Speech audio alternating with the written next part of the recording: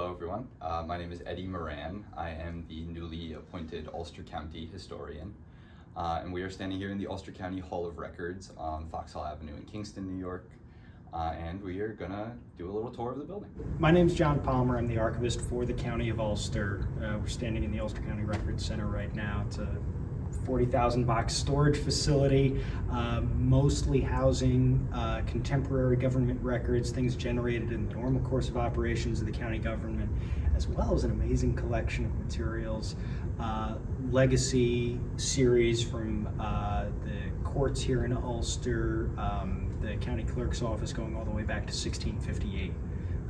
So I don't know if it's true, but I think we're one of the oldest municipal archives on the East Coast. So if you want to get a sense of the size of the place, we'll step right through here, follow it. But yeah, this gives you a sense of the scale. Yeah, here we'll go down to one of the long aisles. So we'll walk right this way. Everybody immediately, whenever they walk into this room, they jump right to Raiders of the Lost Ark. They think of the end of Indiana Jones, where the crate gets put on a shelf, and that's pretty much what we do here.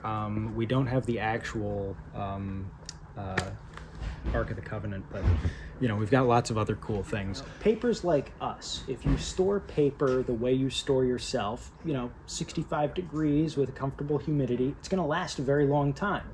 So. It's kind of a known commodity in that sense. So, it's a balance of process versus product. So when you look at all these shelves here, the important thing to remember first off is that not everything that's on these shelves is going to get saved forever, which surprises a lot of people. When they come to like an archives and records management facility, you think, oh, they just keep adding boxes to the shelves until eventually you run out of space. But there are laws that govern when materials come in that we can reformat things and destroy the original and make the reformatted version the record copy. So a lot of stuff that has like 30 or 50 year retentions, it's a lot more economical space use wise for us to reformat those things, treat the reformatted thing like making it into a roll of microfilm instead of 60 boxes. It makes more sense for us to make that roll of microfilm and save that than to save all the paper. We're part of a puzzle. Yeah, it's a great way to put it. If a historian puts a puzzle together, we're part of that. So, you guys want to see the vault next?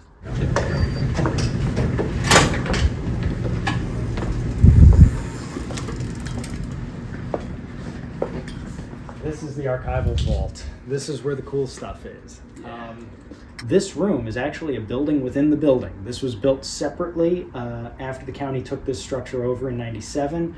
And unlike main storage, this uses an inert gas fire suppression system. So this big tank here is filled with, it's a type of inert gas compound that if for some reason the alarms were to go off in here, we'd have 30 seconds to get out before these dispersal units in the ceiling dropped a bunch of gas into the room, pushed all the oxygen out, and starved a fire of air.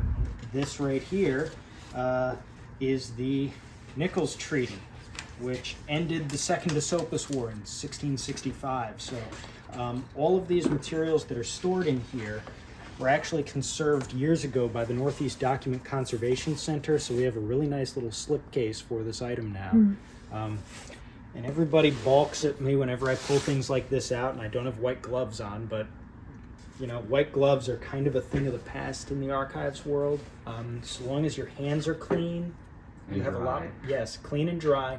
You have a lot more dexterity when you're handling fragile objects than you would if you were to have rubber or cotton gloves on. For a researcher to come and look at this stuff, there's so many different things you can infer from this, but the thing that strikes everybody right away is that you have the signatures of the native representatives on the document itself. So, you think about the evidentiary value of something like this. We're standing right now, looking at a document that was present and in the hands of people who, for all intents and purposes, we think of as very abstract and distant people. We can't really comprehend them, but this is a very personal moment here. This is something that we can connect to and relate with.